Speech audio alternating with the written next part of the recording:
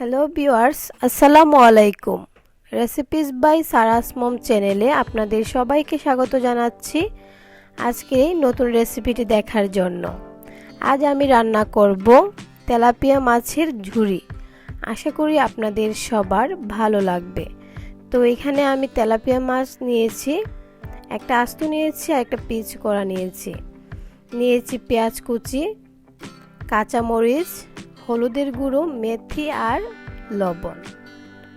চুলায় একটি পাত্রে পানি ফুটিয়ে নিয়েছি আর সেই ফুটন্ত পানিতে এক পিস তেলাপিয়া মাছ দিয়ে দিলাম। দিয়ে দিচ্ছি সামান্য হলুদ আর সামান্য লবণ, যাতে মাছের যে এক্সট্রা ফ্লেভার আছে সেটা না করে। তো আমি আনুমানিক 5 মিনিট রান্না করলাম। এর মধ্যে কিন্তু মাছটা খুব ভালোভাবে সিদ্ধ হয়ে গিয়েছে। এখন মাছ থেকে কাঁটাটা বেছে নেব। আমি 2টা কাঁটা চামচ নিয়েছি। এখন মাছের কাঁটাগুলো হালকা গরম অবস্থায় মাছগুলো থেকে কাঁটাগুলো বেছে নিচ্ছি। সেম পদ্ধতিতে আপনারা কিন্তু লাটি মাছ দিয়েও এই মাছের ঝুরিটি করতে পারেন, সেটিও কিন্তু খেতে ভীষণ ভালো লাগে। মাছগুলো বাছা হয়ে গিয়েছে। চুলায় একটি পাত্রে পরিমাণ মতো তেল দিয়ে দিচ্ছি।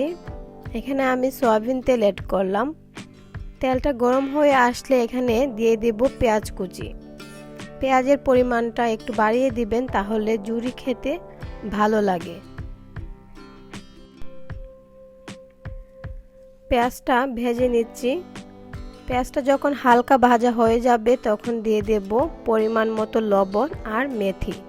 মেথিটা মাছের ঝুরিতে অবশ্যই দিবেন, তাহলে খেতে ভীষণ ভালো লাগে। এখন দিয়ে দিচ্ছি হলুদ।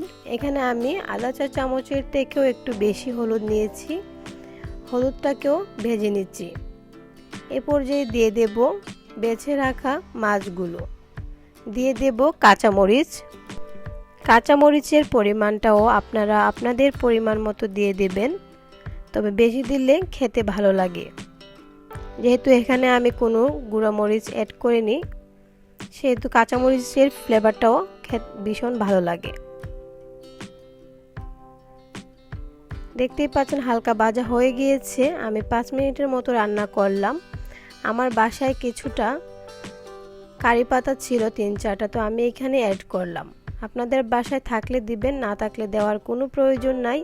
যেহেতু আমি মেথি দিয়েছি, মেথির ফ্লেভারটাই কিন্তু অনেক ভালো। তো রেসিপিটি ভালো লাগলে অবশ্যই চ্যানেলটি সাবস্ক্রাইব করবেন। আজকের মতো এখানেই বিদায় নিচ্ছি। আল্লাহ হাফেজ।